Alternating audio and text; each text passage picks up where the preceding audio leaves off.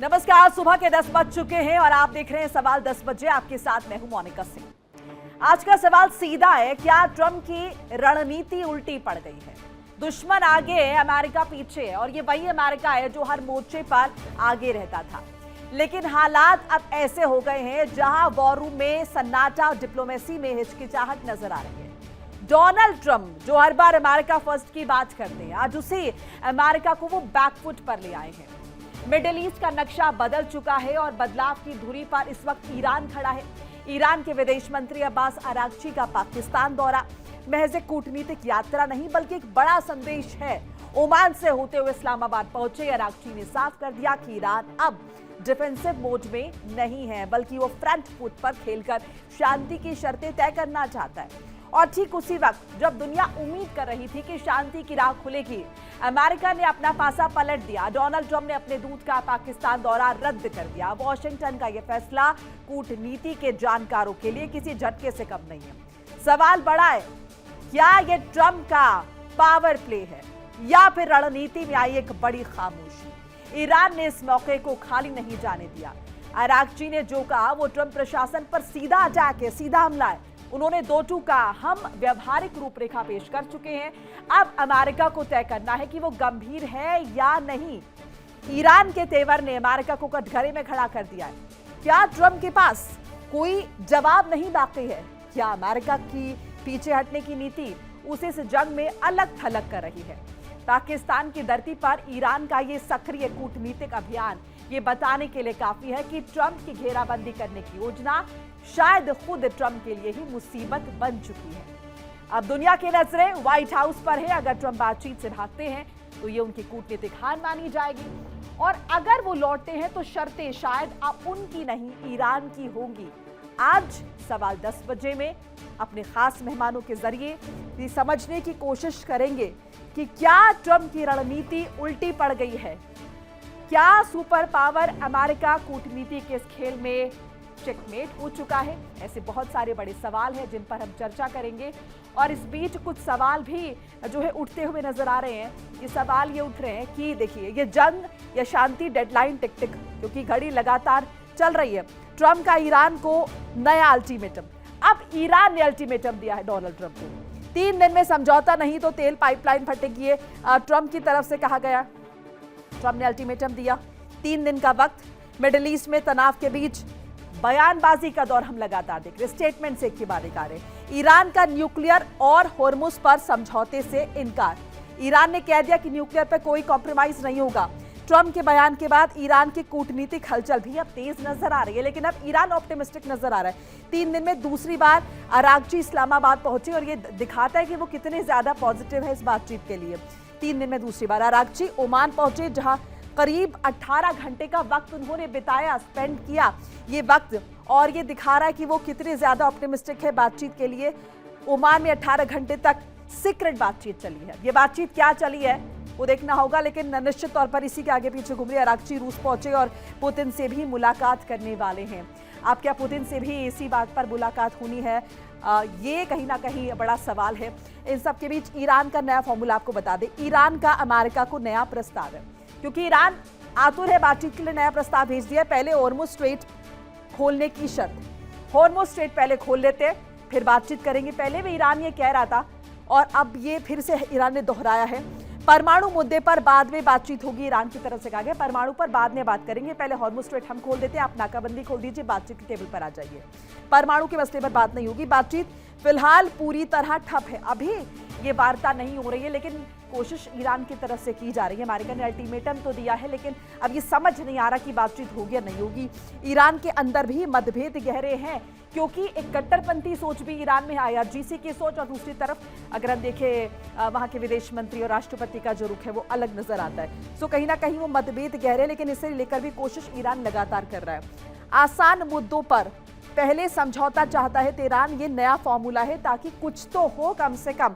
सो ऐसे में जो आसान मसले उन पर पहले बात कर ले। अमेरिका इस प्रस्ताव को लेकर परेशान है, ये भी कहीं ना कहीं नजर आ रहा है। अब देखिए, ईरान का अमेरिका को नया प्रस्ताव जो है, जिसके बारे में हम लगातार बात कर रहे हैं, कि सबसे पहले ये कोशिश जो है वो करनी चाहिए यहाँ पर अमेरिका को कि वो पहले बातचीत की मेज पर तो आए। अब जिस बात पर अमेरिका अटका हुआ था कि पहले हॉर्मुज स्ट्रेट खोल दे, उस बात पर तो कहीं ना कहीं अब ईरान भी नजर आ रहा है बात करता हुआ। ईरान ये कह रहा है कि चलिए पहले हॉर्मुज स्ट्रेट खोल देते हैं, बाकी की टेबल पर आते हैं, लेकिन परमाणु के मसले पर बात बाद में करेंगे। और इसी पर चर्चा करने के लिए कुछ खास मेहमान जुड़ चुके हैं, एक एक करके तारुफ करा देते हैं। Group captain doctor V N Jha retired रक्षा विशेषज्ञ के तौर पर जुड़ रहे हैं। Major general Rajan Kochar retired रक्षा विशेषज्ञ के तौर पर जुड़ रहे हैं। डॉक्टर स्वतंत्र कुमार विदेश मामलों के जानकार हैं और करोड़ी सिंह भू राजनीतिक विशेषज्ञ हैं। आप सभी का बहुत बहुत स्वागत है। और चर्चा की शुरुआत करें इससे पहले एक अपडेट जरा साझा कर ले। ईरान का अमेरिका को बड़ा प्रस्ताव जो है वो आया है। ईरान का अमेरिका को बड़ा प्रस्ताव, पहले हॉर्मुज स्ट्रेट खुलेगा और फिर होगी शांति की पहल। पहले हॉर्मुज स्ट्रेट पर बात होगी, खुलेगा। परमाणु मुद्दे पर बातचीत अभी नहीं है, बाद में होगी इस पर चर्चा। अमेरिकी अधिकारी और सूत्रों ने रिपोर्ट की पुष्टि की है। वॉशिंगटन तेहरान के बीच बातचीत फिलहाल ठप है। इस्लामाबाद की मीटिंग भी बेनतीजा रही है। ईरान के अंदर भी परमाणु रियायतों पर मतभेद है, क्योंकि आईआरजीसी किसी भी कीमत पर इसे लेकर अगर हम देखें वो रजामंद नहीं होगा, सहमत नहीं होगा। इसीलिए कहा गया है कि इस मसले को बाद में देख लेंगे, पहले कम से कम जो आसान मसले नजर आते हैं उन पर बात कर लेते हैं। जैसा पहले आपके पास आ रहे हैं, अब देखिए पहले अमेरिका ये कह रहा था कि हॉर्मुज स्ट्रेट ईरान की तरफ से खोले, फिर हम नाकाबंदी भी खोल देंगे, बातचीत हो जाएगी। अब तो ये ईरान भी कह रहा है, फिर दिक्कत कहां पर पेश आ रही है? देखिए, दिक्कत पेश आ रही है वहां पे मोनिका जी, जहां पे कि ईरान ने ये सारा कुछ क्या कराया है, पूरा हॉर्मुज को चोक करने के लिए और ईरान को घुटने पे लाने के लिए। उसका तो मेन मकसद यही था कि ईरान घुटने पे आ जाए और सरेंडर कर दे। सरेंडर तो होने वाला नहीं है। घुटने पे भी लगभग वो आ गया है। उसका जो सैन्य शक्ति है, उसकी जो रिटेलिएशन की क्षमता है वो काफ़ी कम हो गई, लेकिन अभी भी वो रिटेलिएट कर रहा है जहाँ तक उसके। लेकिन मोनिका जी, ये जो पूरा कुछ मामला चल रहा है, इसमें आपने ईरान और अमेरिका की तो बात बता दी, इसमें एक और स्टेक्स होल्डर हैं। एक नहीं कही, बहुतों सारे स्टेक होल्डर्स हैं जिनका एक ग्रुप है, और वो है उपभोक्ता जो यहाँ से एनर्जी लेते हैं। देखिए, पूरे यूरोप में एक अनईज है कि ये जो ट्रंप ने जो ब्लॉकेट लगा रखा है, तो ये ब्लॉकेट के चलते उनको ऑयल जा नहीं रहा है। अगर ईरान को टोल टैक्स देना है अगर $1 पर बैरल, तो ये तो वो लोग समझ रहे हैं कि अभी अगर हम $100 पर बैरल हम खरीदते हैं तो हम समझ लेंगे कि ये $101 है। हालांकि ये अनैतिक है ईरान का ये टोल टैक्स, लेकिन जो उपभोक्ता है जिनको अब तो ईरान मुझे लगता है इस कंडीशन पर आ गया ना कि वो अपनी तरफ से कह रहा है कि हम हॉर्मुज स्ट्रेट को खोल देते हैं, ताकि वो ये अमेरिका को कन्वे करा कि भाई हम खोल रहे हैं, आप भी आगे आइए और नाकाबंदी खोल दीजिए। अब स्थिति कहीं ना कहीं ये फंसती नजर आ रही है कि अमेरिका को लग रहा है अगर नाकाबंदी खोल देंगे तो ये तो अपना व्यापार शुरू कर देंगे, फिर हम दबाव बनाएंगे कैसे? मोनिका जी, अगर आप ईरान के पहले वाले स्टेटमेंट पे जाइए, जबकि उन्होंने कहा था कि ये हॉर्मुज खुला हुआ है, तब भी जब उन्होंने कहा था हॉर्मुज खुला हुआ है, लेकिन शर्त वही थी कि जो भी जितने भी प्लेयर वहां से लेके जा रहे हैं ऑयल, उनको टोल टैक्स देना पड़ेगा। तो ये बिल्कुल क्लियर नहीं है कि क्या ईरान टोल टैक्स वसूल नहीं करेगा। ये एक बड़ा क्वेश्चन है जो अभी उन्होंने क्लैरिफाई नहीं किया हुआ है। तो इसीलिए ये बड़ा सीधा साधा नहीं है। जब बातचीत के टेबल पे बैठेंगे तब ये चीजें क्लैरिफाई होगी। ये एक पेज आपने जो बोला ये बिल्कुल सही बात है कि इससे लेकर तो कोई क्लैरिटी अभी तक दी नहीं, क्योंकि अमेरिका तो इसी बात पर अड़ा था ना कि वो टोल आप जो वसूल रहे हैं वो हम वसूलने नहीं देंगे। मेजर कोचर, आपको क्या नजर आता है जिस तरीके से इस्लामाबाद के चक्कर लगा रहे हैं ईरान का डेलीगेशन, उसके बाद अब रशिया का रुख कर रहे हैं, आपको लग रहा है वो ज्यादा आप सीरियस नजर आ रहे हैं अमेरिका के कंपैरिजन में इस बातचीत को लेकर? Monica ji, it's not major, it is major general. So I'll just I'm so sorry. On that. Yeah, I'll correct. Okay, दूसरा एक चीज आप इसकी समझिए कि एक ट्रस्ट डेफिसिट है, और उस ट्रस्ट डेफिसिट को जब तक आप दूर नहीं करेंगे कोई बातचीत नहीं हो सकती। और पहला जो आपका मेजर है एक ट्रस्ट डेफिसिट को दूर करने के लिए, जैसे ईरान ने 10 दिन के लिए अनाउंस किया था यूनिलैटरली कि वो स्ट्रेट ऑफ हॉर्मुज को खोल रहे हैं, तो अमेरिका को भी 10 दिन के लिए उसको ये ब्लॉकेड अपना खोल देना चाहिए था। बिकॉज इसमें प्रेशर की कोई बात नहीं, इसमें आप खाली 10 दिन के लिए खोल रहे हैं, और उस 10 दिन की में जो आपकी बातचीत होगी, ये अगर वो एक पॉजिटिव डायरेक्शन में जाएगी तो फिर खुला रहेगा, और अगर एक पॉजिटिव डायरेक्शन में नहीं जाती है तो उसको फिर से बंद हो जाएगा।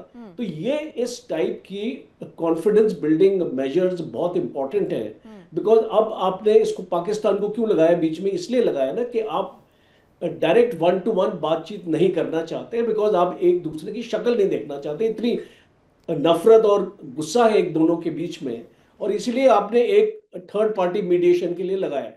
तो जब तक मुझे लगता है कि ये ट्रस्ट डेफिसिट आप इसको दूर नहीं करेंगे, ये बातचीत नहीं होने वाली है। और इसको अमेरिका को समझ लेना चाहिए, जो इसके एडवाइजर्स हैं ना, कुचनर और ये विडकॉफ वगैरह, ये बहुत इनएक्सपीरियंस है डिप्लोमेसी में। मैं हमेशा मानता हूं कि आपको कोई मैच्योर्ड लोगों को डिप्लोमेसी के लिए लाना चाहिए, और ये अपनी बात पे अगर इस तरीके से अड़े रहेंगे तो कोई भी डिस्कशन सामने नहीं आता। दूसरा, ये जो धमकी दे रहा है डोनाल्ड ट्रंप के 2 दिन बाद इसको खोल देगा और ये करेगा वो करेगा, वो जो धमकी जो है ना वो चलेगी नहीं।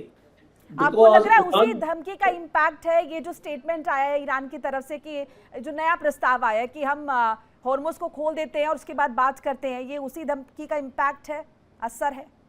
नहीं, धमकी इसको कोई इम्पैक्ट नहीं, बिकॉज ईरान के ऊपर कोई भी धमकी असर नहीं करती। और उसकी जो IRGC लीडरशिप है अभी, वो बहुत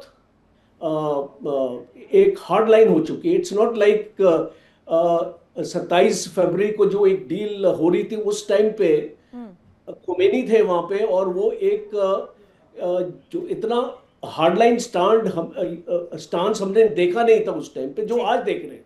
और ये जो स्टांस बहुत ही इसको हार्डलाइन है अभी, और इसीलिए अमेरिका को भी अपना रुख जो है थोड़ा उसको नरम करने की जरूरत है, क्योंकि जब तक आप एक दूसरे की बात पे ऐसे अपने अड़े रहेंगे, इस बातचीत आपकी कैसे हो सकती है। इसीलिए 2 बार अराबची अभी पाकिस्तान इसको सेकंड ट्रिप भी अभी होने वाला है। वो क्यों हो रहा है, और इसको ओमान से भी बातचीत हो रही है, because Oman is also stakeholder in the Persian Gulf. और आपका गल्फ ओमान आप देखिए बिल्कुल एक माउथ है पर्शियन गल्फ के इस लिए। और एक चीज और है, इस ईरान पार्लियामेंट ने एक आपका रेजोल्यूशन भी पास किया हुआ है कि ये जो स्ट्रेट ऑफ हॉर्मुज है, ये ओमान और ईरान के कंट्रोल में रहेगा। और इसीलिए हम ये टोल टैक्स की बात करते हैं। टोल टैक्स भी होगा, क्योंकि जब तक आप उनके अकाउंट्स को अनफ्रीज नहीं करेंगे, उनको इसको पैसा उनको रिलीज नहीं करेंगे, वो अपनी इसको इकोनॉमी को कैसे चलाएंगे, मुझे बताइए। और इतना इसको नुकसान हो चुका है ईरान का इस लड़ाई में। यही तो अमेरिका चाहता भी। नसर, मैं आपके पास लौट रही, अपडेट जरा साझा कर ले, फिर आप लोग के पास लौट रहे हैं। डोनाल्ड ट्रंप की आज बड़ी हाई लेवल मीटिंग होनी है, ये बड़ी जानकारी आपको बता रहे हैं। High level meeting Donald Trump की आज एक व्हाइट हाउस सिचुएशन रूम में आपात बैठक बुलाई गई है। ईरान वार्ता में फंसे डेडलॉक पर मंथन होगा। टॉप सुरक्षा अधिकारी और सैन्य जनरल मौजूद रहने वाले हैं इस दौरान, और जंग के अगले कदम पर बड़ा फैसला होगा। ये इंफॉर्मेशन साझा करे, बड़ी जानकारी है इसी वार्ता से जुड़ी हुई। और एक high level meeting Donald Trump की आज होनी है व्हाइट हाउस सिचुएशन रूम में। आपात बैठक ईरान वार्ता में फंसे डेडलॉक पर यह मंथन होने वाला है। डॉक्टर कुमार, ये जिस मंथन का हम यहाँ पर जिक्र कर रहे हैं, आपको लग रहा है इसके बाद कुछ नतीजा निकलेगा, कुछ नरमी डोनाल्ड ट्रंप के रुख में आएगी? क्योंकि अभी हम देख रहे हैं कि ईरान के केस में तो ऐसा कुछ नजर नहीं आ रहा। जी मोनिका जी, देखिए बड़ा इंटरेस्टिंग जंक्शन है सारे वॉर सिनेरियो में जी। इंटरेस्टिंग इसलिए है, देखिए ईरान की जो इकोनॉमी है वो 300 बिलियन US डॉलर्स की इकोनॉमी है। इसमें 6% का सालाना कॉन्ट्रैक्शन हो रहा है, कम हो रही है वो। इन्फ्लेशन इतना ज्यादा है, फूड इन्फ्लेशन 100% हो चुका है। जो ब्लॉकेड किया है अमेरिका ने, वो अब कहीं ना कहीं सक्सेसफुल होता हुआ नजर आ रहा है, क्योंकि इस बार ईरान की तरफ से प्रपोजल गया है कि हम हॉर्मुज खोलने के लिए तैयार हैं, आप भी खोल दीजिए। वजह समझिए, वो इसलिए खोलना चाहते हैं क्योंकि अब वो थोड़ा फंसा हुआ महसूस कर रहे हैं। इकोनॉमी की हालत बहुत खराब है, और IRGC जो मेन कंपोनेंट है ईरान की पॉलिटिक्स में, वो करीब 30 बिलियन US डॉलर सालाना कमाता है ऑयल एक्सपोर्ट करके, और वो भी शैडो फ्लीट के द्वारा। वो ऑयल नहीं एक्सपोर्ट कर पा रहा। तो कहीं ना कहीं IRGC की भी सहमति होगी इस बात में कि चलिए हॉर्मूज खोल देते हैं, बाकी एटॉमिक रिलेटेड बातें जो है, न्यूक्लियर बातें, वो बाद में कर ली जाएंगी। अब दूसरे पक्ष पे हम आते हैं अमेरिका पे। अमेरिका शुरू से, जब इजराइल के कहने पे उसने ये वॉर शुरू की थी, तब से वो अपने आप को फंसा हुआ महसूस कर रहा था 2-4 दिन के बाद से ही। और स्थिति ये थी कि उन्होंने एक बार ये भी सोचा कि हम बूट ऑन ग्राउंड प्लान करते हैं। खार्ग आइलैंड पे कब्जे की उन्होंने बात की, लेकिन उस पे आगे नहीं बढ़े। वजह यही थी कि वहां पे उन्हें ये खतरा था कि हमारे बहुत सारे सोल्जर्स मारे जा सकते हैं। American don't like dead bodies, they don't like body bags. तो वो वहां से पीछे हट गए और जो उन्हें बेहतर रास्ता नजर आया, उन्होंने गल्फ ऑफ ओमान में जाके ब्लॉकेड कर दिया हॉर्मूज का। तो जब ये प्रपोजल आया है ईरान की तरफ से, तो मुझे लगता है कि ट्रंप साहब का इस पे रिएक्शन पॉजिटिव होगा। जो मीटिंग की बात आप कर रही हैं, आज करने वाले हैं, हाँ। मुझे लगता है इस पे कुछ ना कुछ सहमति बन सकती है और ये वॉर जो है ऑलमोस्ट क्लोजर की तरफ बढ़ रही है, एज पर माई अंडरस्टैंडिंग। जी, एक अपडेट जरा साझा कर ले सर, लौट रहे आपके पास और बहुत ऑप्टिमिस्टिक बताए नजरिया आपने इस बैठक को लेकर। इन सब के बीच एक जानकारी जरा दर्शकों को बता दें, यूए की सुरक्षा में इजराइल के एंट्री की खबर आ रही है। यूए को मिला high-tech missile defence system. Israel ने यूए की मदद के लिए आयरन डोम भेजे हैं। ईरानी खतरे के बीच आयरन डोम से यूए की सुरक्षा। और देखिए, पहली दफा इजराइल से बाहर आयरन डोम जो है वो तैनात किए गए हैं। सिंह साहब, इस पर एक कमेंट आपका। मेरे से जी जी। देखिए मोनिका जी, ऐसा है कि इस यूएई शुरू से ही इजराइल के नज़दीक रहा है। इजराइल के साथ उनका ट्रेड भी चल रहा है और जो अब्राहम अकॉर्ड्स हुए थे उनको भी साइन किया हुआ है। तो इजराइल के साथ यूएई की पार्टनरशिप है। और अभी जो 40 दिन का युद्ध हुआ, उस जंग में भी सबसे ज़्यादा यूएई का ही नुकसान हुआ है। इसलिए इजराइल निश्चित रूप से वो सपोर्ट दे रहा होगा, लेकिन ये सपोर्ट कितना रिएक्टिव होगा और क्या आगे युद्ध भी होगा, ये अभी तो यही सोचने लायक है कि क्या युद्ध के लिए ईरान और अमेरिका प्रिपेयर्ड हैं। हो सकता है इजराइल प्रिपेयर्ड हो, इजराइल स्ट्राइक करना चाहिए ईरान पे। इजराइल को भी क्या यूएस अलाउ करेगा? तो मुझे नहीं लगता कि अब इस तरह का स्ट्राइक होने की कोई ज्यादा संभावना नहीं लगी है। बातचीत होगी, किस रूप में होगी। जैसे आपने सिचुएशन रूम की मीटिंग की बात की, निश्चित रूप से वहां पेंटागन और जो यूएस फोर्सेज हैं वो अपना प्रेजेंटेशन देंगे पॉलिटिकल लीडरशिप के सामने कि आगे किस तरह से आगे बढ़ा जाए ईरान को कंट्रोल करने के लिए और मिडिल ईस्ट में पीस स्टेब्लिश करने के लिए। क्या किनेटिक स्ट्राइक ईरान को करना क्या वायबल है, अमेरिका के इंटरेस्ट में है? तो इन सब चीज़ों पे मंथन होगा। और मुझे लगता है कि अल्टीमेट जो डिसीजन होगा अमेरिका की आंतरिक राजनीति को देखते हुए, मिडिल ईस्ट की स्थिति को देखते हुए और अंतर्राष्ट्रीय स्थिति को देखते हुए अल्टीमेट जो डिसीजन होगा यही होगा कि बातचीत को आगे बढ़ाया जाए। एक दूसरा हम इसको बात कर रहे हैं कि ब्लॉकेड कर रखा है, जो नाकाबंदी कर रखी है, जो अमेरिका की नाकाबंदी है वो इंटरनेशनल वाटर में है और उन्होंने एक्सपेंड भी कर दिया है इंडियन ओशियन में, पैसिफिक ओशियन में, जहां भी ईरान का कोई शिप जाएगा तो। लेकिन एक दूसरा रूट ईरान के सामने है। ईरान अपने टेरिटोरियल वाटर में शिप चला सकता है, देन पाकिस्तान के टेरिटोरियल वाटर में एंटर होते हुए इंडिया की साइड में शिप जा सकते हैं। तो उसमें अमेरिका इंटरफेरेंस नहीं कर सकता क्योंकि वो किसी कंट्री का टेरिटोरियल वाटर है।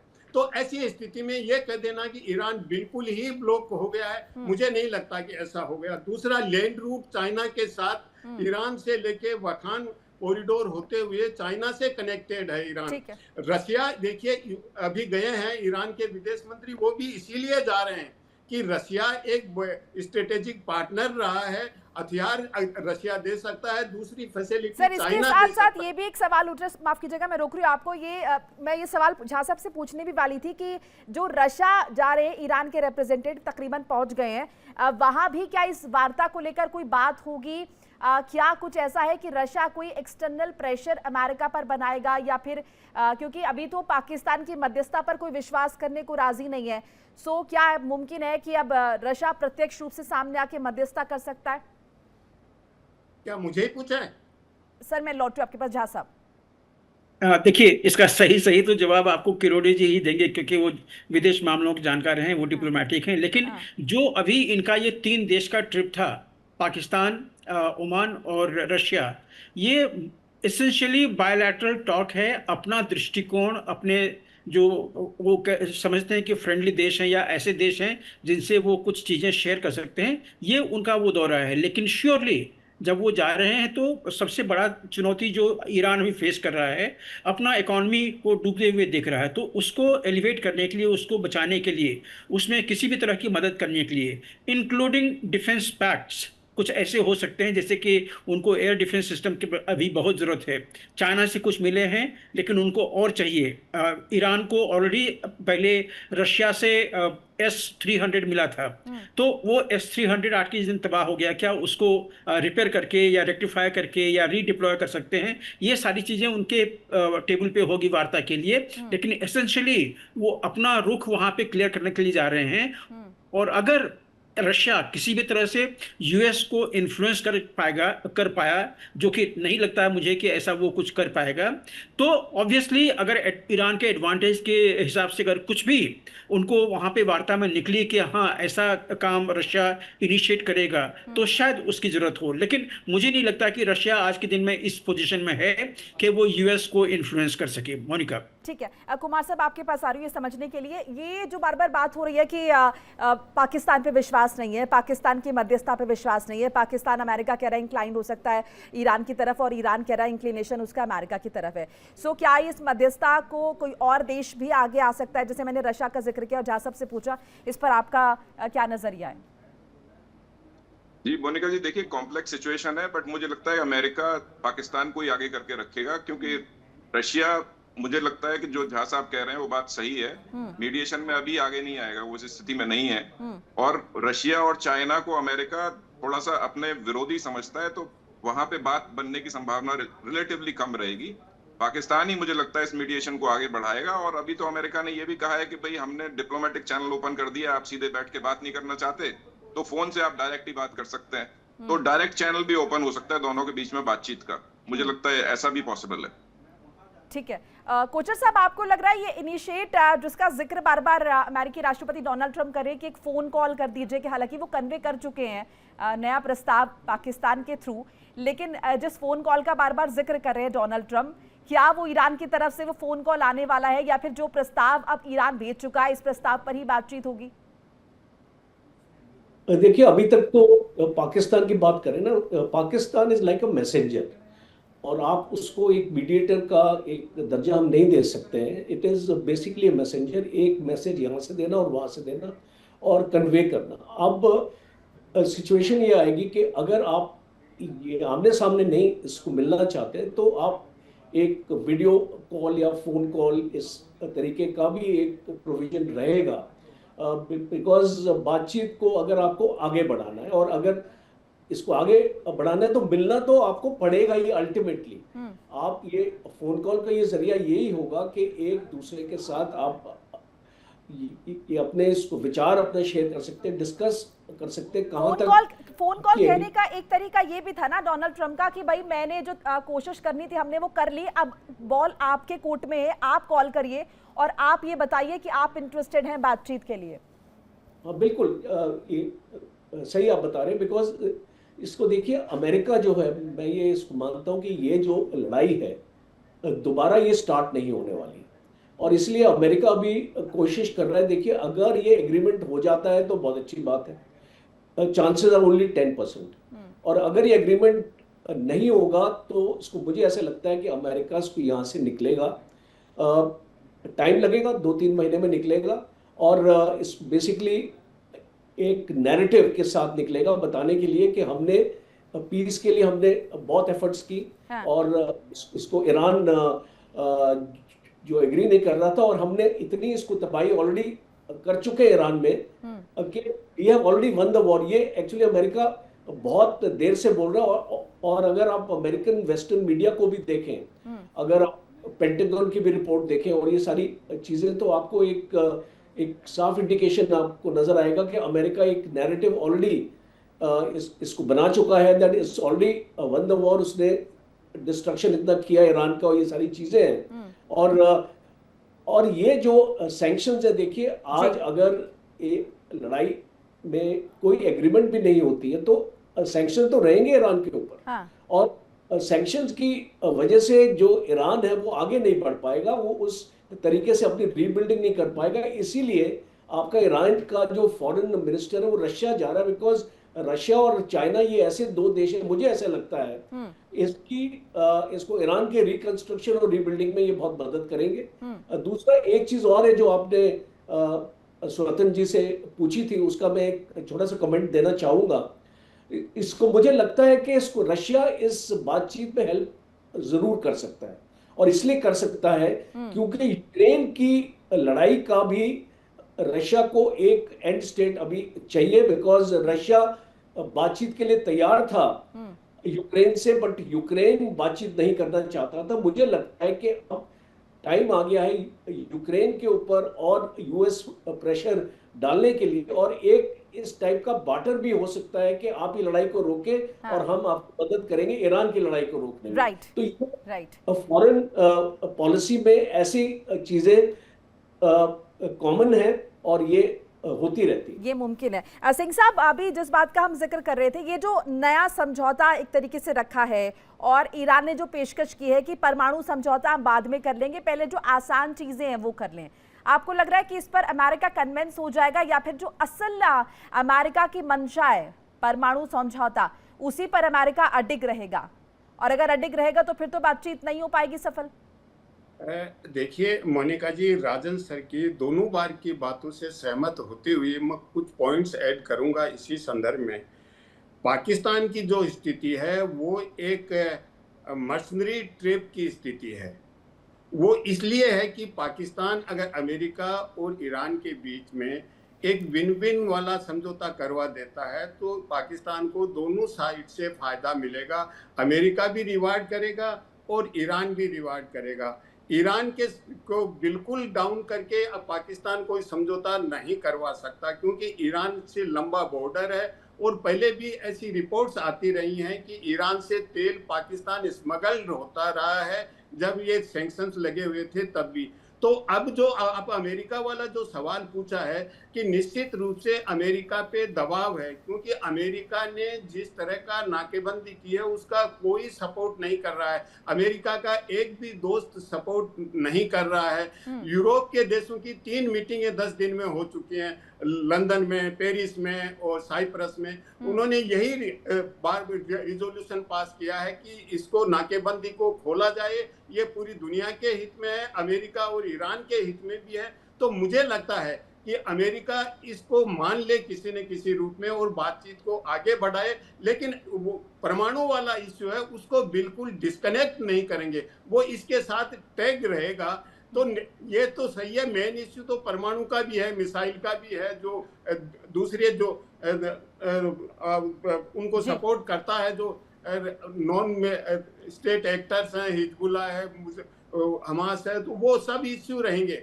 लेकिन मुझे लगता है कि जो हार्मूज वाला है वो वार का कारण नहीं है, ये मेन इश्यू नहीं है। लेकिन आप और हमारे बीच में या दुनिया के बीच में मेन इश्यू इसलिए हो गया कि पूरी दुनिया की अर्थव्यवस्था इससे बर्बादी के कगार पे आ गई है। तो ऐसी स्थिति में मुझे लगता है कि अमेरिका बिल्कुल अकेला पड़ा हुआ है। तो अच्छा, एक चीज का भी जहां आपने जिक्र किया था वो टोल वाली बात की, भाई एक तरीके से हॉर्मुज तो पहले भी ईरान खोल चुका था लेकिन वो टोल वसूल रहा था, और यही बात अमेरिका को नागवार गुजरी और अमेरिका ने नाकाबंदी कर दी। तो अब ये ईरान का कहना कि हॉर्मुज हम खोल रहे हैं तो क्या वो टोल नहीं लेगा, क्योंकि इसकी क्लैरिटी कहीं दिख नहीं रही है।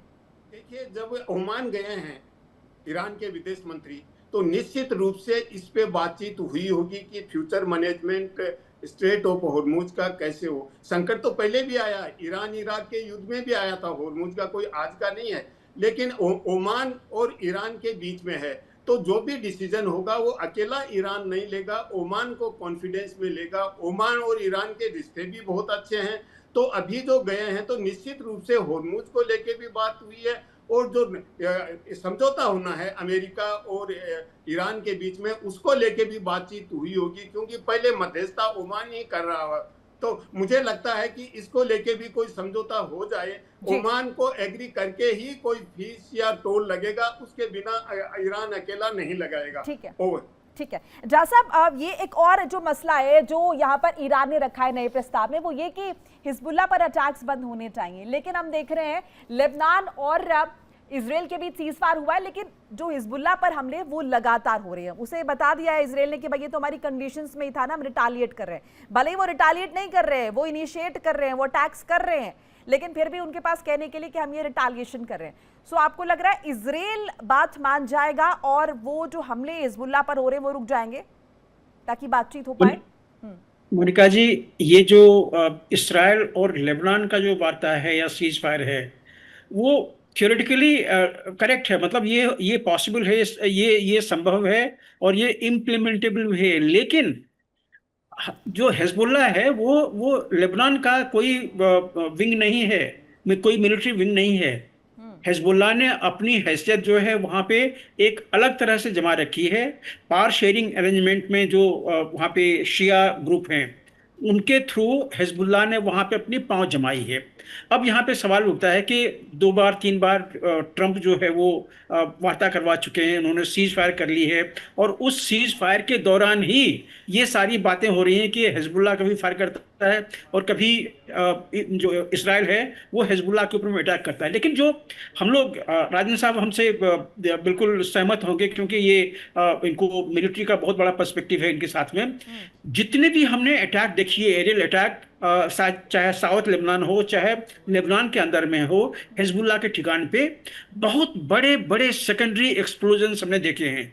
इसका मामला यह है कि इसराइल बिल्कुल सटीक अटैक कर रहा है उन टनल सिस्टम से जहां पे कि हिजबुल्लाह के जो आर्सनल्स है, चाहे वो रॉकेट हो, गोला बारूद हो या और भी कुछ हो, तो उसको डिस्ट्रक्शन के लिए ये बहुत बड़े बड़े अटैक हो रहे हैं। कल ही दो वीडियो कल और परसों सरफेस आउट हुए थे जिसमें हमने किलोमीटर्स रेंज ऑफ ये सेकेंडरी एक्सप्लोजन देखा था।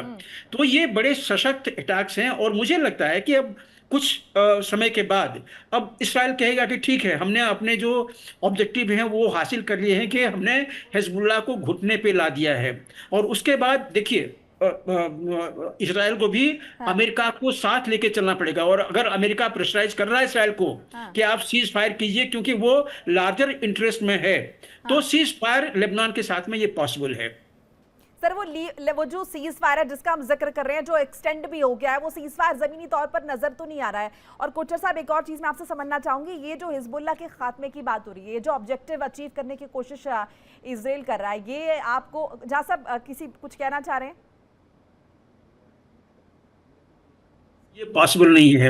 इसराइल ने हमास को खत्म करने की कोशिश की, हमास खत्म नहीं हुआ। हिजबुल्लाह को खत्म करने की कोशिश कर रहा है, हिजबुल्लाह खत्म नहीं होगा। इनकी आइडियोलॉजी उनके रिलीजन से निकलती है, उनके कुरान से निकलती है। मैं इसी बात का जिक्र कर रही हूँ जो आपने कहा कि इजराइल को लगेगा उसने ऑब्जेक्टिव अचीव कर लिए। कोचर साहब, ये ऑब्जेक्टिव्स क्या है? क्योंकि हिजबुल्लाह को खत्म करना इतना आसान तो नहीं भाई। लेबनान में हर दूसरे घर में अगर हिजबुल्लाह के लड़ाके पैदा हो रहे हैं और वो खुद इस आइडियोलॉजी को बहुत महान माफ कीजिएगा मानते हैं, सो इसे खत्म करना, इज इट दैट इजी? ये इजी तो छोड़िए, इज इट दैट पॉसिबल? देखिए, लड़ाई में ना कोई चीज इम्पॉसिबल या पॉसिबल नहीं हो सकती है, बिकॉज इट ऑल डिपेंड्स के दूसरे की ताकत क्या है और आप कितने एक्सटेंड तक आप इसको लड़ाई को आगे लेके जा सकते हैं।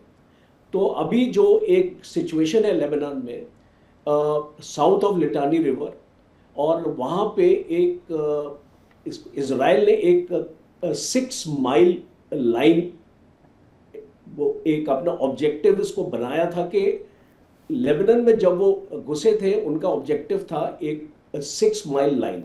और वो जो लाइन है, जैसे कि एक ब्लू लाइन, अगर इसको पहले एक ब्लू लाइन बनी थी वहाँ पे, जहाँ पे यूएन ने एक बफर जोन उसको बनाया था। अब ये पूरा जो बफर जोन जो आपका बना हुआ है, blue line and south of इस बॉर्डर एरिया, वो पूरा कंट्रोल करना इसको चाहता है इजराइल। अभी इसमें हिजबुल्लाह को खत्म करने की बात नहीं है, एक बफर जोन क्रिएट करने की बात है कि ये जो एरिया है इसको यहाँ पे इजराइल का ऑक्यूपेशन रहेगा। इसका मतलब लेबनान का एक हिस्सा आपका इजराइल का हिस्सा एक्चुअली बन जाएगा। जैसे कि सीरिया में जो गोलन हाइट्स को इजराइल ने एक्सटेंड किया था 30 से 40 किलोमीटर आगे, और माउंट हेरोन तक वो उसको कब्जा है आज, जो 40 किलोमीटर है दमिश्क से, और पूरी ऑब्जर्वेशन है लेबनान की। उस माउंटेन से आप अपना आर्टिलरी फायर भी डायरेक्ट कर सकते हैं लेबनान के ऊपर। तो मुझे ये जो इसका जो ऑब्जेक्टिव है इसराइल का, ये ऑब्जेक्टिव हासिल करके रहे, और चाहे अमेरिका कुछ भी बोले, रोके बंद करे, इजराइल रुकने वाला नहीं। और दूसरी एक चीज बात, जो उसका इंटरनल पॉलिटिक्स भी है इजराइल का। हाँ। अब नेतन्याहू अपने लोगों को क्या दिखाएगा कि ईरान को तो हम हरा नहीं सके, तो एटलीस्ट जो लेबनान की जो जीत है, जो लाइकली है और पॉसिबिलिटी है, बिकॉज ये एरिया इसको कब्जा इसको कर लेगा, इसमें टाइम लगेगा इसको। हाँ। और जितना इसको हिजबुल्लाह को डिग्रेड कर सकेगा वो डिग्रेड करेगा, हिजबुल्लाह खत्म नहीं हो सकता। लेकिन डॉक्टर कुमार, इसका इम्पैक्ट तो उस बातचीत पर भी पड़ेगा ना जो अमेरिका के साथ ईरान की हो रही है, क्योंकि ये भी तो एक मसला है ना। अब अगर इजराइल इसी तरीके से अपनी बात पर अड़ा रहेगा कि वो अपने ऑब्जेक्टिव अचीव करने हैं, उसे हिजबुल्लाह का खात्मा करना है या उसे वो पर्टिकुलर एरिया को बफर जोन तक सीमित रखना है, सो इन सब चीज़ों के बीच में वो बातचीत पे इम्पैक्ट नहीं आएगा, आपको लग रहा है वो पॉसिबली हो जाएगी? देखिए मोनिका जी, यहाँ पे सिचुएशन ऐसी है कि मेरे फेलो एक्सपर्ट्स ने भी सभी ने ये बात कही है, और मैं उसे थोड़ा सा एक्सटेंड करना चाहता हूँ। देखिए, जो लड़ाई है ईरान और अमेरिका की, इसमें सिर्फ एक पार्टी ने अपने ऑब्जेक्टिव्स हासिल किए हैं, वो है इजराइल। इजराइल ही अमेरिका को ड्रैग करके इस लड़ाई में लाया था। राइट। और उन्होंने ईरानियन डिफेंस को डिप्लीट कर दिया है, ये जग जाहिर है, इसमें कुछ ऐसा नहीं है कि छुपा हुआ हो। उनकी इकोनॉमी तबाह है, उनकी मिलिट्री पावर खत्म हो गई है काफी हद तक, 50% पे तो आ ही गए। उनके ब्रिजेस, इंफ्रा, सब कुछ नुकसान हुआ है। तो इजराइल ने अपने ऑब्जेक्टिव्स अचीव किए हैं। हमास को उन्होंने खत्म कर दिया, हिजबुल्लाह को वो पकड़ के बैठे हैं अभी, और जैसा कोचर साहब कह रहे हैं वहां भी वो बफर जोन बनाएंगे, दैट इज फॉर श्योर। उनके ऑब्जेक्टिव्स हमेशा बड़े क्लियर होते हैं और वो उन्हें अचीव करते हैं। यानी जब तक वो बफर जोन बनाएंगे, जब तक जिन ऑब्जेक्टिव्स का आप जिक्र करें, तब तक इस बातचीत को भी अधर में माने, या ईरान भूल जाएगा यहाँ पर हिजबुल्लाह को? हाँ, बिल्कुल नहीं मोनिका जी। देखिए, यहाँ पे क्या है कि यहाँ पे दूसरा एंगल है इस लड़ाई में। जो कहते हैं इच्छुक पार्टी थी, जो विलिंग पार्टी थी, वो इजराइल था। आप देखिए, अमेरिका रिलक्टेंट पार्टी थी, वो विलिंग पार्टी नहीं थे। वो इजराइल के साथ आए क्योंकि इजराइल ने उन्हें दिखाया कि ईरान एटॉमिक बॉम्ब बना लेगा। तो वो जब उस वॉर में आए, वो वहां पे लंबे समय रहना नहीं चाहते, वो फंसा हुआ महसूस कर रहे हैं। तो अमेरिका इस वॉर से निकलना चाहेगा, ईरान इस वॉर से निकलना चाहेगा, क्योंकि इसकी इकोनॉमी तबाह हो रही है। लेकिन इजराइल जो है, आप देखिए सारे मैटर में उसने अपने ऑब्जेक्टिव्स हासिल कर लिए। तो अभी दोनों जो पार्टीज ऐसी हैं जो निकलना चाह रही हैं, तो हो सकता है जब ये सहारा मिलेगा कि भाई हम हॉर्मुज पे बातचीत करके इसको खत्म करते हैं और एटॉमिक जो इश्यूज हैं उन पे बाद में बात कर लेंगे, तो उस पे समझौता बन सकता है। That's what I feel. Okay, Singh साहब, इस पर आपका क्या नजरिया है? अब जैसे कि डॉक्टर कुमार ने कहा कि यहाँ पर सिर्फ अब होर्मुज पर बात बन जाएगी, तो ये एक मौका ढूंढ रहे हैं ऐसा लग रहा है। यानी कि इससे पहले जितनी बातें की गई, कोई पीछे नहीं हटेगा, हम नहीं झुकेंगे, और इस तरीके की जो बयानबाजियां हुई हैं, अब दोनों देश जो हैं वो थक चुके हैं, और अब उनको चाहिए कि एक छोटा सा एक हिंट मिल जाए, एक सहारा मिल जाए, और उसके जरिए वो युद्ध से बाहर आ जाए। देखिए मोनिका जी, ईरान की स्ट्रेटेजी है, उसको बोलचाल की भाषा में मैं कहूँ तो हम तो डूबेंगे, तुमको भी ले डूबेंगे, क्योंकि ईरान तो पूरी तरह से तबाह हो चुका है, मिलिट्रीली भी, इकोनॉमिकली भी। तो ऐसी स्थिति में ईरान के साथ ईरान कहता है कि समझौता कर लो, हम समझौते के लिए तैयार हैं, लेकिन कोई टर्म्स एंड कंडीशंस डिक्टेट करे वो ईरान को एक्सेप्टेबल नहीं है। ईरान समझौता चाहता है अपनी संप्रभुता, अखंडता और स्वतंत्रता को बनाए रखते हुए। तो किसी भी दबाव में ईरान कोई समझौता नहीं करना चाहता। और देखिए, अमेरिका और ईरान के बीच में होर्मुज को समझौता होने से कोई समाधान नहीं होगा। उससे ऐसा नहीं है कि वेस्ट एशिया में कोई शांति हो जाएगी। मेन पार्टी तो इजराइल है, अमेरिका तो इजराइल को फॉलो कर रहा है। अमेरिका की ईरान की लड़ाई तो अलग है, वो ग्लोबल ऑब्जेक्टिव अमेरिका के अलग हैं, लेकिन जो रीजनल ऑब्जेक्टिव हैं वो तो सब इजराइल के हैं। और इजराइल का जो ब्रॉडर ऑब्जेक्टिव है वो है नील से लेके फुटानी रिवर तक का एरिया है, उसमें वो ग्रेटर इजराइल चाहता है। वो कभी फुलफिल नहीं हो सकता। अगर करेंगे तो बड़ा डिजास्टर होगा। तो ऐसी स्थिति में इजराइल को कैसे फिलहाल से डोमेस्टिकेट किया जाए, रीडोमेस्टिकेट कौन करे? ग्लोबल कम्युनिटी ने एफर्ट्स कर लिए हैं, यूएन सिक्योरिटी काउंसिल ने, यूएन जनरल असेंबली ने, वो सब असफल रहे। इंटरनेशनल कोर्ट ने भी प्रयास कर लिए। तो इजराइल को अमेरिका कैसे कन्विंस करे? क्योंकि जो इजराइल का प्रभाव अमेरिका की पॉलिसी प्लानिंग में और अमेरिकन पॉलिटिक्स में है वो इतना ज्यादा है कि इजराइल के अगेंस्ट में अमेरिका कोई निर्णय नहीं ले सकता। तो अमेरिका भी अब कोई समझौता करेगा तो इजराइल को कॉन्फिडेंस में लेके ही कर सकता है। अदरवाइज मुझे नहीं लगता कि अमेरिका की इतनी ऑटोनॉमी है कि वो इजराइल को बाईपास करके कोई समझौता कर ले। ये अजीब सी स्थिति है। अमेरिका सुपर पावर है, इजराइल बहुत छोटा है, लेकिन जो एक्चुअल कंडीशन है वो यही है। तो इजराइल कहीं कोई पार्टी नहीं है, होर्मुज तो खुल जाएगा, इससे कोई प्रॉब्लम सोल्व नहीं होगी। आगे की प्रक्रिया है वो वेस्ट एशिया में शांति कैसे हो, वो तभी हो सकती है जब पैलेस्टाइन का इश्यू रिजोल्व हो। लेकिन सिंह साहब, कम से कम जो फौरी तौर पर जिस बातचीत का भी इंतजार कर रहे हैं, वो तो आप मानते हैं कि वो बातचीत तो हो जाएगी और कम से कम ये होर्मुज खुलेगा और इसका जो इम्पैक्ट पड़ रहा है एशियन कंट्रीज पर वो कम से कम रिजॉल्व होगा। इनके बीच ये परमाणु डील तो ये चलती रहेगी। जी देखिए, होर्मुज तो खुलेगा, होर्मुज तो खोल देंगे क्योंकि अमेरिका पे बहुत ज्यादा दबाव है और रशिया और चाइना ईरान को भी कन्विंस कर रहे हैं। तो दोनों साइड से दोनों पे दबाव है। ग्लोबल कम्युनिटी की जो विशेष हैं उनके अगेंस्ट में अभी अमेरिका और ईरान दोनों नहीं जा सकते। लेकिन आगे का समझौता किस रूप में होगा, न्यूक्लियर वाला है या जो मिसाइल मैन्युफैक्चरिंग का है ईरान में, इन पे अभी भी विवाद बना रहेगा। तो ये लंबी प्रक्रिया चलेगी, एक दिन में समझौता नहीं होता है ऐसे जटिल मामलों का। देखिए, पहला जो समझौता हुआ था न्यूक्लियर को लेके, उसमें 1-1.5 साल लगा था, जो जेसीपीओ कंक्लूड हुआ था 2015 में। तो लंबी प्रक्रिया चलेगी, उसमें हम मान के चलेंगे हफ्ते में या 10 दिन में कोई समझौता हो जाएगा, वो असंभव है। साहब, जैसे सिंह साहब ने जिक्र किया यहाँ पे, ऐसा मुझे लग रहा है, आप बताइएगा कितना इत्तेफाक रखते हैं कि ऐसा लग रहा है कि बैठेंगे बात तो हो जाएगी कि होर्मुज स्ट्रेट खोल देते हैं और वो जो व्यापार है वो चलता रहेगा, हम बात भी करते रहेंगे, इस बीच युद्ध खत्म होगा ये नहीं कहेंगे, सीज फायर एक्सटेंड कर देते हैं। और अगर इस बीच में बातचीत नहीं हो पाई तो फिर से युद्ध की धमकियां शुरू। मोनिका जी, ये ऐसा रीजन है मिडिल ईस्ट या ईस्ट एशिया कह लीजिए, जहाँ पे कि शांति का अभाव हमेशा से रहा है। मैं तो आपको बहुत मतलब हजारों साल पहले लेके जाता हूँ।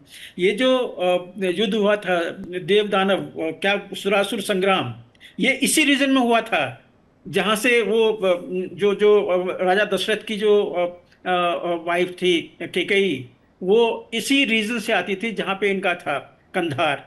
तो गंधार नरेश वहां से आते थे और यही जगह था जहाँ पे सुरासुर संग्राम हुआ था। मुझे लगता है ये सुरासुर संग्राम यहाँ पे फिर से होने वाला। ये एरिया कभी शांत रहा ही नहीं है। अभी ये हॉर्मुज का मामला खत्म हो जाएगा। मिडिल ईस्ट में तो और भी सारी चीजें हैं। अभी सीरिया है बर्निंग, अभी अफगानिस्तान बर्निंग है, अभी पाकिस्तान भी हमारा बर्निंग है। ये सारी चीजें हैं। और दूसरी चीज जो हॉर्मुज का हो सकता है समझौता हो सकता है कि ईरान कुछ चीजें मान ले। अब ईरान पाकिस्तान का जो रास्ता है वो अडॉप्ट करने वाला है। आप याद कीजिए, पाकिस्तान के ऊपर में सैंक्शन लगा हुआ था क्योंकि वो न्यूक्लियर आर्सेनल बनाना चाहता था। प्रेस्लर अमेंडमेंट आई थी 1985 में, लेकिन उनके बावजूद भी 1987-88 में पाकिस्तान चोरी छुपे न्यूक्लियर टेक्नोलॉजी हासिल किया। अब लगता है कि शायद ईरान भी वही एक रास्ता अपनाए कि कहने के लिए वो साइन कर देगा, संधि कर लेगा कि हाँ हम नहीं बनाएंगे, लेकिन चोरी छुपे जो वो करना चाहता है वो शायद कर लेगा, क्योंकि उसका एम्बिशन है इस्लामिक बॉम्ब बनाने की। और इसके लिए लगभग वहां सर उसके लिए कम से कम अभी वो उस तरह की बात भी तो करे। अभी जो इनमें ये जो डिस्पैरिटी नजर आ रही है ना, ये अलग अलग बातें कि ईरान की में IRGC कुछ और कह रहा है, उनके जो स्टेटमेंट्स है वो बहुत ज्यादा अगर देखें बहुत हार्ड कोर हैं, और दूसरा जो पक्ष है राष्ट्रपति का, विदेश मंत्री का, वो थोड़े सॉफ्ट अगर देखें, उनको लग रहा है कि बस बात हो जाए, किसी तरीके से कन्विंस्ड हो जाए और शांति जिस दाम मिले उस दाम मिल जाए। बिल्कुल ठीक है आपने। IRGC का जो स्टैंड है वो काफी हार्ड स्टैंड है। और यहीं पे आता है कि अब जब ईरान को वो टेक्नोलॉजी हासिल है इनरिचमेंट की, यूरेनियम इनरिचमेंट की टेक्नोलॉजी उनके साइंटिस्ट को पता है, कल वार खत्म होगी, वो चोरी छुपके इस बार 200 मीटर जमीन से 200 मीटर में वो जाके वो फिर से प्लांट बनाएंगे। उनके पास में ऑलरेडी टेक्नोलॉजी है, वो इनरिच करते जाएंगे क्योंकि उनका एक अधिकार है। कि 3.5% जो यूरेनियम है संवर्धन करना उनका अधिकार है, क्योंकि उनके पास में अमेरिका ने ही संयंत्र लगाया हुआ है जिसमें कि 3.5% यूरेनियम चाहिए। उसमें 7.5% भी जा सकता है, उसमें 14% तक जा सकता है, जिसमें कि वो एडिशनल बोरॉन और वगैरह उसमें मिलाना पड़ता है। वो 30% तक का हक रखते हैं, फिर उसमें बोरॉन मिलाना पड़ेगा, फिर उसमें और भी इंप्योरिटी मिलाना पड़ेगा जिसको वो यूज कर सकते हैं। लेकिन उससे ज्यादा अगर इनरिचमेंट वो करते हैं तो सिर्फ और सिर्फ एक एम्बिशन है, इस्लामिक बॉम्ब। तो इसलिए ये कभी खत्म नहीं होने वाला है। अगर ईरान अगर संधि पे साइन कर भी देता है तो वो अपने कोई ऐसे संयंत्र बनाएगा, साइंटिस्ट उसके पास में है, टेक्नोलॉजी उनको पता है, ये जब कि इनरिचमेंट फिर वो 60% या उससे आगे 92% वो फिर वो जाएंगे और वो चीज बनाएंगे। तो ये मसला कभी खत्म नहीं होने वाला है। इस्राएल को ये थ्रेट हमेशा के लिए रहेगा। बिल्कुल। कोचर साहब, हम जिक्र बार बार ये कर रहे हैं कि ईरान की जो सैन्य क्षमता है वो खत्म हो चुकी है, आधी हो चुकी है, आधी से कम हो चुकी है, लेकिन जो दावे ईरान लगातार कर रहा है कि उसके यहाँ तो प्रोडक्शन भी लगातार चल रहा है, वो इस तरह की तस्वीरें मीडिया में सर्कुलेट कर रहा है, इस तरह के वीडियोज आ रहे हैं जहां पर वो बता रहा है कि वहां तो रोज के हिसाब से मिसाइल्स और जो ड्रोन्स है वो निर्मित कर रहे हैं। देखिए, आपने पिछले 20 साल से अगर आप देखें, इसको ईरान ने अपने आप को एक डिफेंस इको सिस्टम में तब्दील किया है, और वो इस टाइप का इको सिस्टम है जो आपका अंडरग्राउंड काम करता है, मींस 100 मीटर नीचे, और वहां तक आपका कोई भी बॉम्ब पहुंच नहीं पाया है अभी तक इस लड़ाई में। एक आपकी मिसाइल सिटीज बोलते हैं, वो अंडरग्राउंड है, और ये एक्सपर्टीज इसको ईरान ने हासिल की। और इसलिए आपने देखा हमास ने भी जिस तरीके से टनल्स बनाए थे, और वो इतने इसको 100 किलोमीटर 150 किलोमीटर वो इसको सांप की तरह वो टनल्स आपके बने थे, वो आज तक इजराइल इसको घुस नहीं पाया, आईडीएफ अंदर नहीं घुस पाया टनल्स के पूरी तरीके से, और उसको ना ही वो डिस्ट्रॉय कर पाया। और सेम चीज़ आज हम अमेरिका में देख रहे हैं कि अमेरिकन जो अटैक्स हो रहे हैं, ये इसको ज़्यादा नुकसान नहीं पहुंचा रहे एज फार एज जो उनका एक तो आपका यूरेनियम का जो एनरिचमेंट है, जो ऑलरेडी 450 kg बताया जाता है, वो भी अंडरग्राउंड है, वो भी अभी तक डैमेज नहीं हुआ है, उसको वहाँ तक अमेरिका नहीं पहुंच पाया। जहाँ पे इनकी जो मिसाइल्स हैं और जो इनकी प्रोडक्शन जो चलती है, ये सारी अंडरग्राउंड है। तो इसीलिए मैं जो ये ईरान की स्टेटमेंट है, मैं इस पर काफ़ी हद तक इसको सहमत हूँ, क्योंकि इनकी जो ड्रोन मैन्युफैक्चरिंग कैपेबिलिटी है, और अभी इसको रशिया ने इनको एक और टेक्नोलॉजी दी है, इनका जो 136 शाहिद ड्रोन है, उसको रशिया ने और इसको एनहांस किया है, उसमें और उसके फीचर्स डाल के, तो वो टेक्नोलॉजी भी ईरान को मिली है।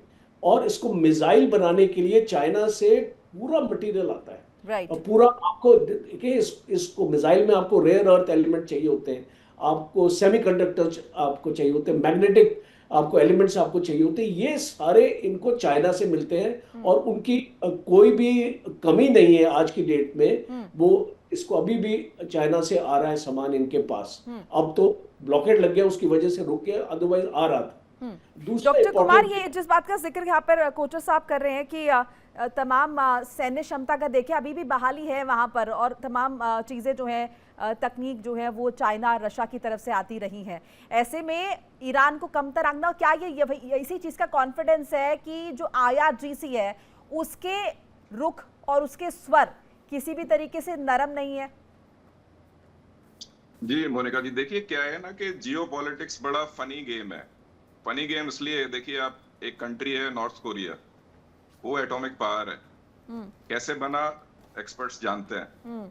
तो हमारी जो सारी इस समय कंटेंशन है, बोन ऑफ कंटेंशन ये है कि ईरान के पास न्यूक्लियर एनरिचमेंट एक सर्टेन लेवल के ऊपर नहीं होना चाहिए, क्योंकि वो एटॉमिक बॉम्ब बना लेगा। अगर ईरान को एटॉमिक बॉम्ब हासिल करना होगा तो उसके जो दोनों अलाइज हैं, रशिया और चाइना, दोनों के पास एटॉमिक बॉम्ब्स हैं, वो वहां पहुंच जाएगा। ये गेम्स होते हैं जियोपॉलिटिक्स में जो चलते रहते हैं। और ये जो करंट सिनेरियो है, IRGC की भी बात आपने की, IRGC ऑफ कोर्स बहुत रिडंडेंट है, जो पॉलिसी वो लेके चल रहे हैं उसी पे वो कायम रहना चाहते हैं, लड़ाई को जारी रखना चाहते हैं। I 100% agree with that. But IRGC का जो मेजर रेवेन्यू है वो क्रूड ऑयल एक्सपोर्ट से आता है। आईआरजीसी ईरान का जो टोटल क्रूड ऑयल एक्सपोर्ट है वो अराउंड 67 बिलियन यूएसडी का है सालाना। उसमें से आईआरजीसी 50% कंट्रोल करती है, अराउंड 30 बिलियन का जो एक्सपोर्ट है वो आईआरजीसी का है। अब जब गल्फ ऑफ ओमान में ट्रम्प साहब ने नाकेबंदी कर दी है तो उसके साथ उतने वॉल्यूम में आप ऑयल बाहर नहीं निकाल सकते, तो कहीं ना कहीं जो आईआरजीसी की इंटरनल इकोनॉमी है वो भी इफेक्ट हो रही है। दूसरी बात आप ये समझिए, दूसरा बड़ा एक्सपोजर जो आईआरजीसी का है ईरान में वो है मैन्युफैक्चरिंग में और कंस्ट्रक्शन में। वो दोनों इंडस्ट्रीज भी ठप पड़ी हुई हैं। तो देखिए, दुनिया में कोई भी लड़ाई बातों से नहीं लड़ी जाती, वो रेवेन्यू के साथ लड़ी जाती है, रिसोर्सेज के साथ लड़ी जाती है। वहां पे थोड़ा रिसोर्सेज का डिप्लीशन विजिबल है, हम उससे बिल्कुल इनकार नहीं कर सकते। रिसोर्सेज डिप्लीट हुए हैं और थोड़ा समय लगेगा उन रिसोर्सेज को वापस रिकवर करने के लिए। तो इसीलिए मैं ये बात बार बार कह रहा हूं कि हॉर्मूज पे जो बातचीत चल रही है, जो ईरान ने प्रपोजल दिया है और अमेरिका ने उस पे डिस्कशन करना है आज, वहां पे सहमति बन सकती है फौरी तौर पे। लेकिन ये लड़ाई परमानेंट खत्म नहीं होगी, क्योंकि लड़ाई का जो सबसे बड़ा जो साधन है मिडिल ईस्ट में वो इजराइल है और उसके एम्बिशंस हैं। इजराइल कभी भी इस बात को टॉलरेट नहीं करेगा कि कोई भी ऐसी फोर्स मिडिल ईस्ट में रहे जो उनको टारगेट करती रहे लगातार। ये बहुत बड़ा फैक्ट है। हॉर्मुज खुल जाएगा, तेल अगर हम देखें तेल का एक्सपोर्ट शुरू हो जाएगा, ईरान फिर से अगर देखें आर्थिक तौर पर मजबूत होने लगेगा, तो अमेरिका के साथ बाकी डीलिंग्स कैसे होंगी सिंह साहब? अभी तो क्योंकि ईरान को आर्थिक तौर पर तोड़ा हुआ है अमेरिका ने, लेकिन अगर जैसे हम जिक्र करें कि हॉर्मुज पर बात हो जाएगी और उसके बाद बाकी चीज़ों पे डिस्कशन होता रहेगा, फिर वो क्यों इतना उसके टोन मेलो डाउन होगा? क्यों अमेरिका के सामने कन्विंस्ड होगा बाकी कंडीशंस के लिए? देखिए मोनिका जी, हम न्यूक्लियराइजेशन की अगर हिस्ट्री देखें तो साइकोलॉजी में एक प्रोसेस होती है। पहले आप रेडिकूल करते हैं, प्रोटेस्ट करते हैं, प्रोटेस्ट से भी काम नहीं बनता तो अल्टीमेटली रिकंसाइल कर लेते हैं, एक्सेप्ट कर लेते हैं। तो नए न्यूक्लियर पावर्स इमर्ज हुए, बहुत प्रोटेस्ट किया और प्रोटेस्ट के बाद ये भी कोशिश की कि इन पे सैंक्शन लगाए जाएं और अल्टीमेटली एक्सेप्ट कर लिया ग्लोबल कम्युनिटी में। ईरान के केस में भी यही है कि ईरान एटॉमिक बम को कोई वेपन ऑफ मास डिस्ट्रैक्शन नहीं मानता है। वो ईरान का ऐसा मानना है कि ये एक सिक्योरिटी शील्ड है। अगर एटॉमिक पावर होगा ईरान के पास तो ईरान सुरक्षित रहेगा। तो एक सिक्योरिटी शील्ड के रूप में जो ज्यादातर देश हैं वो मान के चलते हैं, क्योंकि एटॉमिक बम यूज करना इतना आसान नहीं है और कितना डिवास्टेटिंग हो सकता है इसका तो आप और हम इमेजिन ही कर सकते हैं। लेकिन इजराइल इसके बारे में बहुत अवेयर है। केवल ऐसा नहीं है कि समझौते के थ्रू, पहले भी इजराइल ने एक ऑपरेशन किया था, ऑपरेशन नार्निया, और उसमें जो ईरानी साइंटिस्ट थे उनको एलिमिनेट कर दिया था, क्योंकि बनाने वाले तो साइंटिस्ट ही होते हैं ना, तो उनको एलिमिनेट कर दिया था। तो अभी भी अगर समझौता होता है तो ईरान पूरी तरह से सरेंडर नहीं करेगा और जो एनरिच्ड यूरेनियम है उसी को लेके विवाद है। ईरान अमेरिका को देने के लिए तैयार नहीं है। हो सकता है कि रशिया को दें तो उसके यूरोपियन कंट्री सहमत नहीं होंगे, चाइना को देंगे तो अमेरिका नहीं चाहेगा, और तीसरे कंट्री किसको दें वो ये इसके बारे में कोई सहमति नहीं होगी। तो किस तरीके से अभी तक अगर हम एटॉमिक वेपन को देखें तो केवल साउथ अफ्रीका ऐसा है कि उन्होंने अपने एटॉमिक पावर को बिल्कुल खत्म किया है।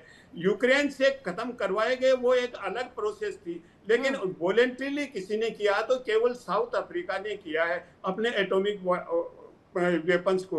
तो ऐसी स्थिति में वॉलेंट्री कोई भी देश अपने एटॉमिक पावर को सर वो तो डे वन से ईरान कह रहा है कि हम अपनी सिक्योरिटी के लिए तो डेवलप करेंगे ना, वो तो इस बात पर अड़ेगी और उसने बहुत जेन्युइन रीजंस बताए कि हम चाहते हैं हमारे देश में विकास और दूसरी चीज़ों के लिए हम इसका इस्तेमाल करें। जहाँ साहब ये जो बातचीत आज होने वाली है, इस बातचीत से बहुत सारी ऑप्टिमिस्टिक अगर हम देखें हमें सकारात्मक उम्मीदें हैं कि यहाँ पर जाकर कुछ बात बनेगी दोनों देशों के बीच, लेकिन इसमें इजराइल का जो पक्ष है वो थोड़ा सा अलग नजर आ रहा है। आपको लग रहा है इजराइल किसी तरीके से इजराइल की वजह से या फिर इजराइल जो हिजबुल्लाह पर लगातार अटैक कर रहा है कोई अड़ंगा यहाँ पर अड़ सकता है, कन्विंस कर लेगा इजराइल को अमेरिका?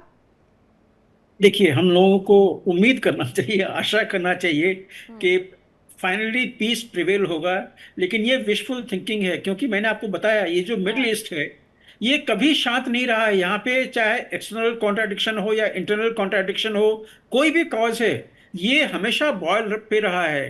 कोई न कोई स्टेट वहां पे या तो युद्ध चल रहा होता है या वहां पर अनईज हो रही होती है। अभी देखिए, अभी अफ्रीका में वहां पे माली में कल को वहां पे एक और चीज शुरू हो गई है। वहां पे बहुत बड़ा नरसंहार हुआ, वहां पे मिलिट्री का नरसंहार अलकायदा ने किया हुआ है। तो ये जो दैत्य लेकिन रूपी फिर भी चीज जैसा है, कि आपने जिक्र किया, उम्मीद पर दुनिया कायम है और उसी उम्मीद के सहारे आज ये देखते हैं ये जो मीटिंग है इसमें क्या कुछ निकल कर आता है। बहरहाल वक्त इतना ही था। आप सभी का बहुत बहुत शुक्रिया अपना नजरिया हमारे साथ साझा करने के लिए और ये बताने के लिए कि क्या क्या रेपरकशंस हो सकते हैं अगर बातचीत नहीं होती है, और बातचीत अगर होती है तो कैसे इसका फायदा मिलेगा तमाम देशों को, साथ साथ इसका जो इम्पैक्ट है वो आम लोगों पर भी कैसे पड़ेगा। तो बहुत महत्वपूर्ण ये वार्ता है क्योंकि नया प्रस्ताव तो ईरान पेश कर ही चुका है। अब बॉल कहीं ना कहीं अमेरिका के कोर्ट में है। अमेरिका कैसे ईरान के इस प्रस्ताव को देखता है, उस पर रिएक्ट करता है और बातचीत के लिए अगर देखें ये सिलसिला आगे बढ़ता है। फिलहाल लेना होगा एक छोटा सा ब्रेक। इंडिया डेली आपके स्मार्ट टीवी पर भी मौजूद है।